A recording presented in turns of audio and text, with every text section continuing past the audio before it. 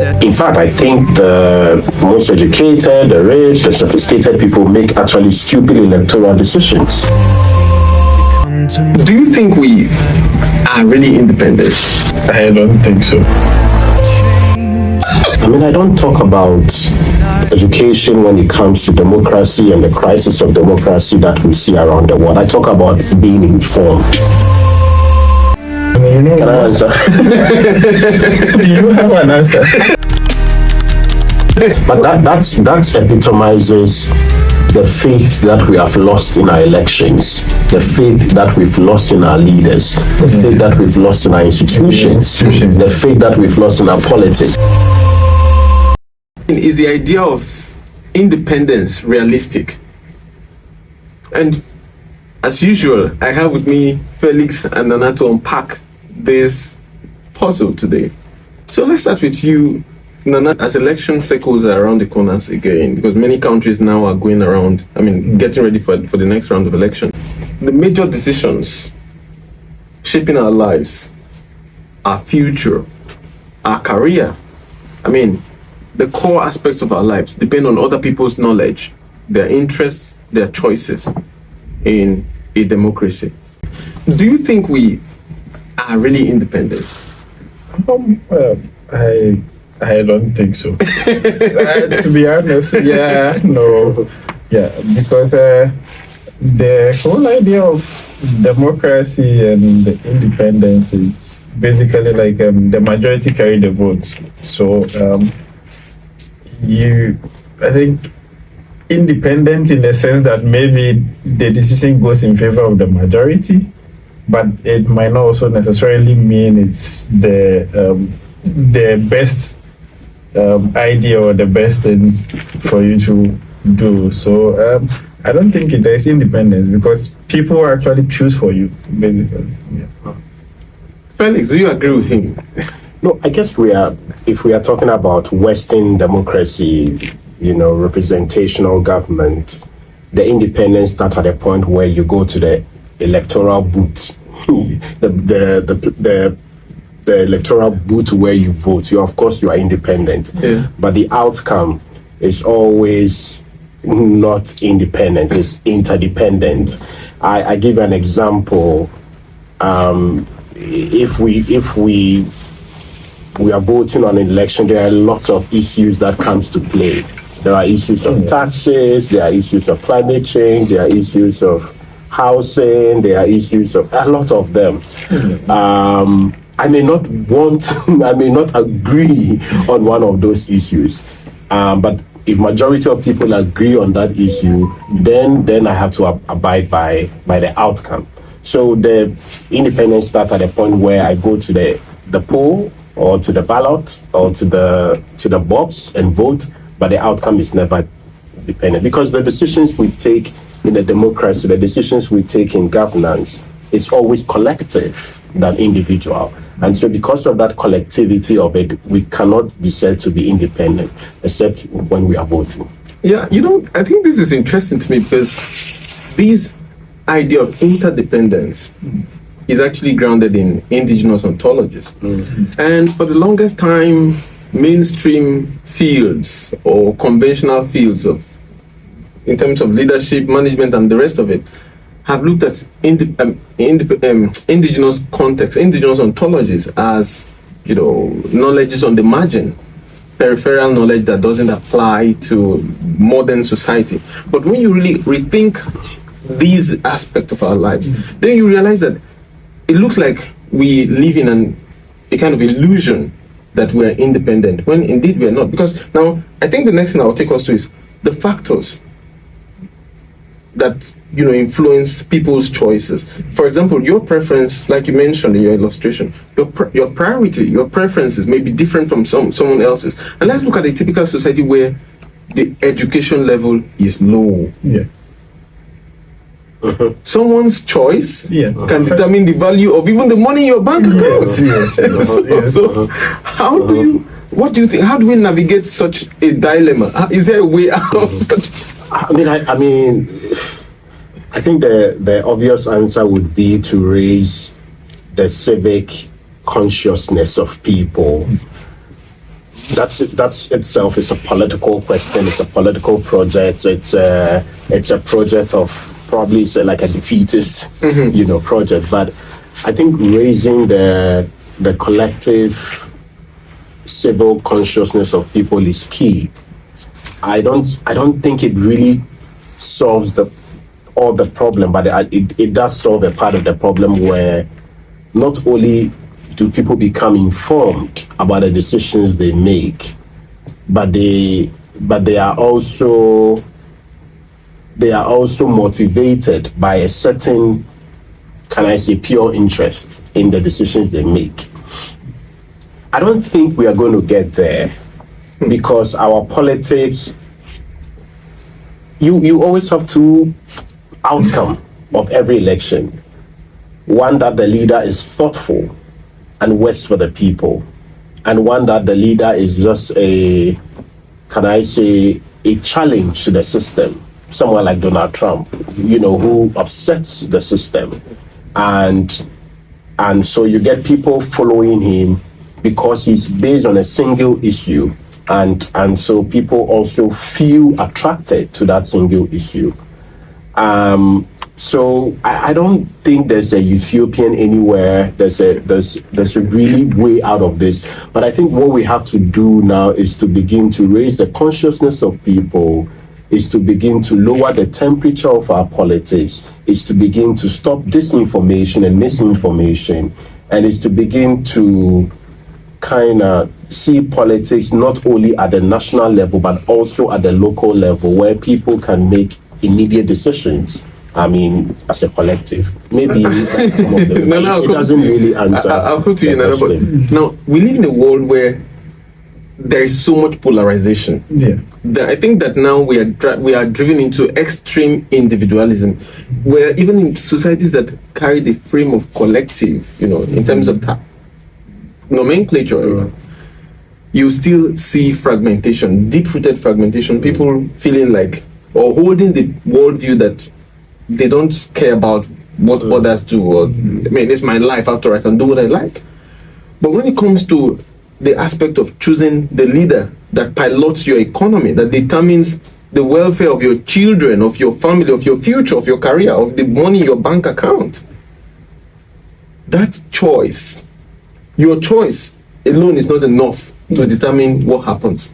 So in such a polarized world as it is today, do you think there's any realistic way out of this conundrum? I don't think so. It should be like a long shot because, like he said, mostly this comes down to like education and training. Because at the end of the day, choosing a leader has to be a collective decision. That you have no choice. You have to choose together. But then, as to the quality of the choice, that is where the problem is. I would, for instance, let's look at these advanced nations. Some of them have like literacy rates way higher than other parts. If the literacy rate is higher, then things that actually influence those decisions are not really based on some, let's say, trivial stuff, but then the real issues. They are able to think about things, they're able to analyze things, and then make their choice. But then in places where mostly like literacy is low and all that, it's people make choices based on, I would say, maybe their tummy, they don't actually look at like the future and the implications of what that choice would bring. For instance, I would give examples of, you go to some places in Africa, it could be even the world. People vote because somebody gave them some sort of like something to influence their decision. It could be money, could be like they just take it and then vote for the person. Whether the person is a better leader, has good characteristics, will be able to lead them to a better future, they don't really think about those. They only think about what they can get. And in that sense, it's actually clouds this whole thing. it makes the leadership, I think it makes it weak, like those things. So even though you want to make a better decision, if the majority of the people have taken something and they are voting not in the interest of the nation, not in the interest of their future kids, not in the interest of their income and all that, then at the end of the day, you that genuinely made the decision for a better future, you will still not get the outcome you need. Actually, sorry, I want to bring another dynamics to the question. Usually, when you bring this kind of conversation up, people often run to education. People should get educated. That's the way out. But arguably, the more educated one is, the more the one may seek his own or her own interest. So, do you think that if literacy level is higher, it can really solve this puzzle? Because I'm saying this with all level of consciousness to the present political dynamics across the world, where billionaires on the corridor of power are seeking their own interest, and everyone seems to be pursuing what's in for them. In such a case, people who are educated, one would argue, can easily climb the ladder to an extent. People who are not educated too can easily settle for anything that comes down there for them. So, do you really think education is the way out of this? I mean, I don't talk about education when it comes to democracy and the crisis of democracy that we see around the world. I talk about being informed, because the education we talk about would always connote Western education, knowing to read, knowing to write in a very specific Western way. I don't think my mother would read and write in a very specific Western way, but I know she's reasonable and informed. So I always want to talk about informed citizens. What we have done as a people is that we have given the tools of being informed, the tools of engagement to, can I say, the tech world. So we have 3-4 tech bros who want to determine what agenda drives the world, what agenda the world should focus on, rather than the tools of information being talking at the marketplaces, meeting people, that kind of relational engagement that people have, that kind of leaders coming to local people to talk to them, leaders doing elections or wanting to win elections based on issues. All that has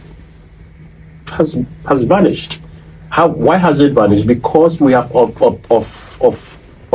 is it offset? But rather of let or sublease or whatever the word is, our informed tools for informing people to technology, to social media.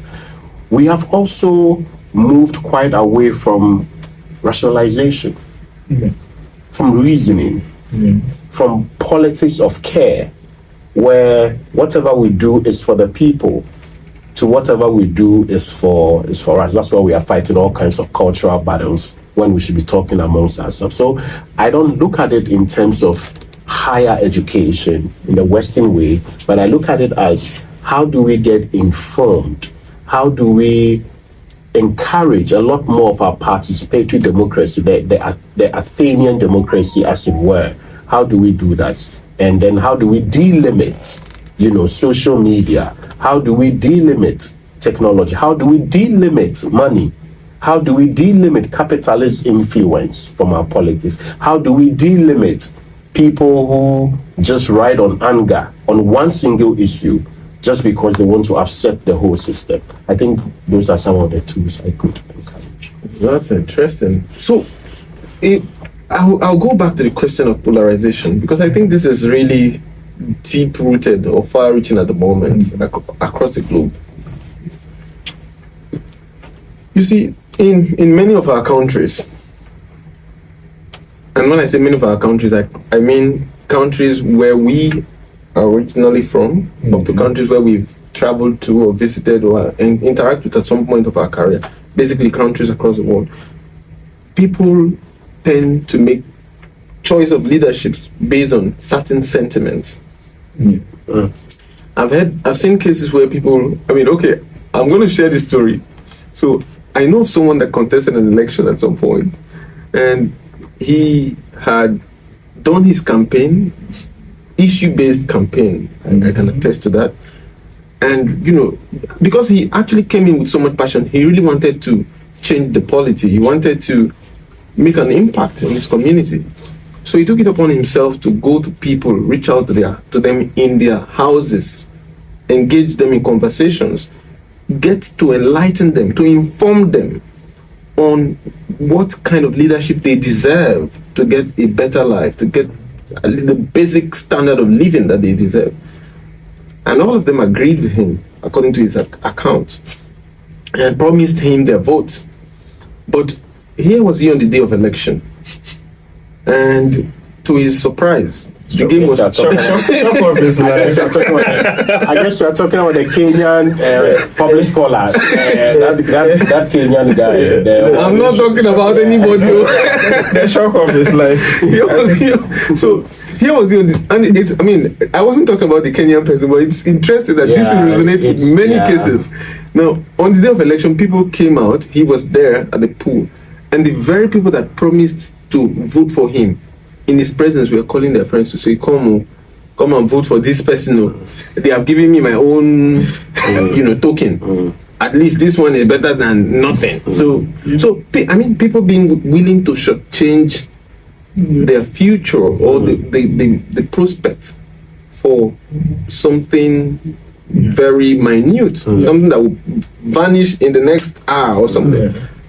But that epitomizes the faith that we have lost in our elections, the faith that we've lost in our leaders, the faith that we've lost in our institutions, the faith that we've lost in our politics. So how can we come out of that? I don't know. I don't think so. I think go for it. Yeah, for me, I think it's a hard one, because like you said, like this particular phenomenon happens like almost everywhere. In Ghana, I think there's one of our former politicians. He's late now. He termed it as he had this statement. He made this statement that said, he said, fear delegates. Yeah, but then I think it comes to the enlightenment, and also I think economic freedom, I would also say, so plays a role, because I feel like mostly when people are in an economically good state, they tend to make better decisions, more logical decisions than good. So because most of these people that receive things to vote for that person or that person, you realize most of them economically they don't actually really have like it's a hopeless situation. Exactly. So they are just looking for their next meal. But not so. What about the others that already have meals? Because there are also those that have affluence. Those people, I think mostly when you look at it, it looks like those people that already have meal also have something they are taking. And that's exactly all what comes down to integrity. And because I don't think that. In fact, I think the most educated, the rich, the sophisticated people make actually stupid electoral decisions. Absolutely. I think I tend to agree with you, especially if I want to mirror some countries on my mind. Well, I think, anyway, that's so someone would say, for example, I think someone said, there's a way they said, how am I forgetting? I want to quote it verbatim the way I heard this just, but really about this shortchanging the future of others. When you come to an election and people say, "Oh, he's trying," what does he? I don't know. Have you heard that before? Let's give him a chance. He's trying. He has tried. You don't have healthcare. You don't have primary education. You don't have. So we are people with. So can I say with laxity of patience? Do you think, because some people attribute this kind of reasoning to colonial legacies, do you think that has any role to play in this kind of thing? I mean, absolutely. Colonial legacy, colonialism is, there's something we call symbolic violence. The violence it leaves, the violence it inflicts, the pain it inflicts is deeper, it's embedded, it never goes away. At the same time, should we stay there? Should we keep crying about and casting the blame on colonialism. I agree. Especially when sometimes some of these leaders themselves have gone out. But that's the more reason why you have to look at the origin of the mess we find ourselves. The origin of the mess we find ourselves is in colonialism. It's in this kind of representational governance. It's in this kind of governance that takes away the chiefs, takes away local initiatives. But I want to come from another perspective. There's also an accountability issue. I think some people would argue that this system of polarization that has driven the world to this point is more or less like taking out the sense of accountability to the collective. What I call stewardship in my work. I agree. So to the extent that people no longer care about the well-being of their collective communities or societies, rather they care about themselves. But in caring about themselves, they forget that it's not about themselves. It's really anything that affects them here still affects others. But people are not islands on their own. They are dealing with an economic system. Right. They are dealing with systems around them. Yeah. So left to people, they will be rational. But they also have to face the challenges, the economic challenges, the political challenges, and all that. So you kind of measure and take the decision that is best for you. What I'm trying to say is that the issue is not definitely one-sided. Colonialism has a role to play. The fact that we've lost indigenous accountability systems and institutions is there. If you go to village savings and loan companies, village savings and loans associations, every money spent is accounted for because there's all the members come together, decide how much money they have, decide what they spend the money on, decide how much money they move around. All that is decided. And then you bring representational governance where it is just one person who takes a collective decision for all of us. And then institutions are deeply corrupt.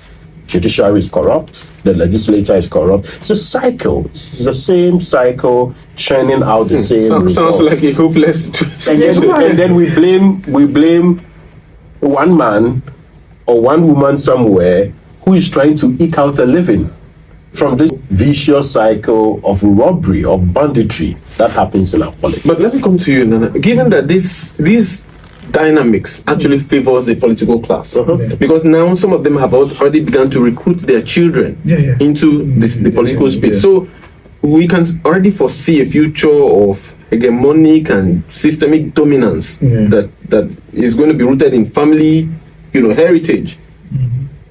Who do you think will bail us out of this mess? This one, Can I answer? Do you have an answer?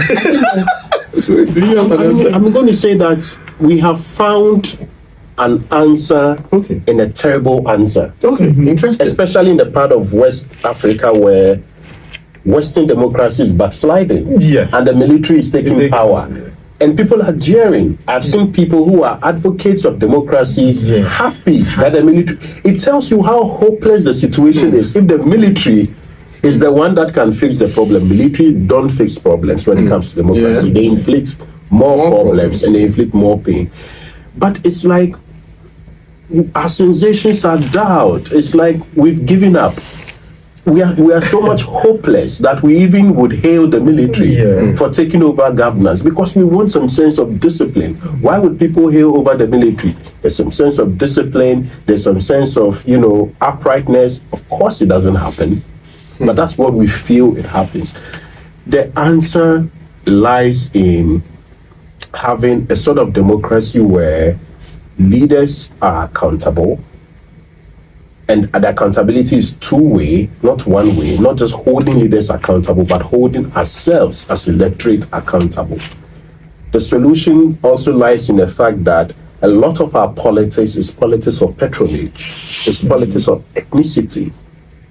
Reasoning doesn't matter. I am this party because my ethnic group belongs to this party. I am this party because so reasoning doesn't even if you don't have the next meal, doesn't matter. Yes. And we are clouded in our judgment. So we have to do what we call a critical self-inventory of ourselves before we even do that inventory for our institutions and our democracy. Because I think we mostly in Africa, basically, everyone is born, even the family you come from, is actually like geared towards, you lean towards a particular political like party or group. So mostly it takes like some level of enlightenment to realize that, oh, okay, you get told a lot of things like, oh, this, once you are growing up, your parents, the people around you, everyone will be like, oh, this group, they are bad, they do this, that. So you grow up knowing that, okay, this particular group is not okay to lead us, but that one is okay to lead us. So until you grow up and then you be like, oh, okay, but this one that is the bad guy has some of these policies that are actually okay. And the one that I'm brought up to believe it's the good leader actually has some worse qualities which are not good. The point is, mostly when those things do happen, we don't tend to criticize those. We just tend to sit back. I think it's really, that really falls back to what Felix was talking about, beclouding our sense of judgment. But I think here I'm thinking, because this also has like broader implications. For example, when these kind of system of leaderships continue, then people begin to lose hope and faith in the system. You are a development scholar. This also affects migration. So people who have the willpower, the financial capabilities or capacity, tend to boycott those kind of systems. But it's not just people with that capacity. If you go to Palermo in Italy, most of the people I've seen there would have to come by boat. The inhumanity, But to what extent do these people realize that these decisions, for example, those people that come by boat, these decisions are influenced not just by many times people tend to look at economics, but politics. These decisions are fundamentally influenced by political decisions and choices, to the extent that they can now connect to their families and begin to, and the reason I'm saying this is because I'm really now trying to, let's look at solution. What's the way out of this? In the past, people would say that, historically speaking, people who are educated in the community stood as lights in the community, who will be accountable to their community, who would want to tell the truth to their community, and community members can believe them and trust their sense of judgment, to the extent that when it is time for choosing leaders, the community members can watch their body language and tell that these people wouldn't betray them. And I think that system seems to have worked from history. But what we have today, where everybody's fending for themselves, chasing their own next meal, then I think we really need to, as we begin to wrap things up, what's the way out? Chris, I think our politics should focus on a decent standard of living for our people. And how do we institutionalize that first? It's to people who are hungry and hopeless. For me, it starts from the leadership. And for me, it starts from the people. But how do you get the leaders there when the people are the ones to choose them? Exactly. And for me, it starts from the people. Okay. The fact that I think people win elections based on a manifesto. And for me, the manifesto is like a social contract. How we get to even read those manifestos is a different question. Do people even really read them? Even when they read, they don't understand. But I feel like if we begin to take those decisions, remove ourselves from the clouds of ethnicity, and begin to vote based on people that promises even a minimum or adequate living standard, I think that's where to start. The other thing I want to also quickly say is that whatever we are saying, of course, Africa has a problem, but the problem of the rise of polarization is in the West. So that's why the conversation wasn't limited to Africa. It's even terrible. It's even terrible in the West, where you feel like education is something. So I think there's always an emotional attachment to how we do politics. And I believe that for us in Africa, our emotional attachment should be, how do we get a decent standard of living from our leaders? That should be the minimum for which we vote. Thank you, Nana.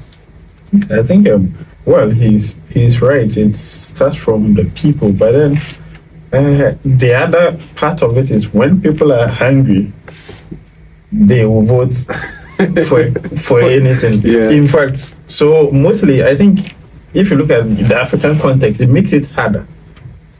But we have also seen countries where leadership comes and then like they change everything. For instance, like he gave an example of this phenomenon that's happening in especially West Africa, that now democratic governments are being kicked out and we have military. It is only the reason why people are rejoicing is the fact that they believe that the leader will actually make the right decision no matter what. But that's not the case. But that It's a perception. Yes, but you could talk about some economies that have actually developed based on that. has anyone Not in Africa. Not in or in West Africa. Exactly, Or not in in- West Africa. Yeah, not in West Africa, not in Africa. You could talk about, because like there are countries that they had leaders that have made impact. So for me, that's right. For me, my prayer for those West African countries that has happened, that I will say it is that they should be right by their people and make sure they actually do things right. I think the reality is that humanity has been That- kicked out of the situation, Yes. and that's something we need to come to terms with. And I think to wrap it up, I would say that as election cycles are around the corners again, because many countries now are going around, getting ready for the next round of election, it's really fundamental that we need to, there needs to be a significant shift in this cycle, because our election cycles have become cycles of capture. You Or know, symbolism. yeah, very Going to just vote. symbolic. So much that people Yeah. have now even lost hope and faith in the process, and the political class continues to ride on that wave. And I think it's a collective responsibility for all of us to return to our sense of first humanity and then accountability to our community, or stewardship, where we know that we have a role to play in even informing someone or informing others. And whether they will take it or not, that's left to them. But people really need to tell the truth. We need to return to truth telling in terms of choice of leadership. And then another thing that I think is a big problem is this widespread mediocrity that makes people to say, oh, he has tried. Yeah, what do you mean someone has tried? Someone that controls billions or trillions. You barely have, you can't even see that money. Yeah. You can't even be in that position. And someone sits on that kind of resources and takes decision over your life. And you say, oh, he has tried, let's give him another chance. I think that's really, these are really some of the fundamental places where we have. Yeah, and I think This- I agree with you. We should be working through the 4 years to make our institutions better, rather than just waiting for one day. We Absolutely. assemble And then we elect the ceremony. best. We elect the best. Now teams some people amongst even us. celebrate elections. Yeah. We elect the best teams amongst us to represent all the other teams. So Thank you I very think- much. Thank you for staying around. Please remember to subscribe to this channel. Drop your comment in the comment section. Please hit the like and subscribe button, and I'll see you on the next one. Till then, bye.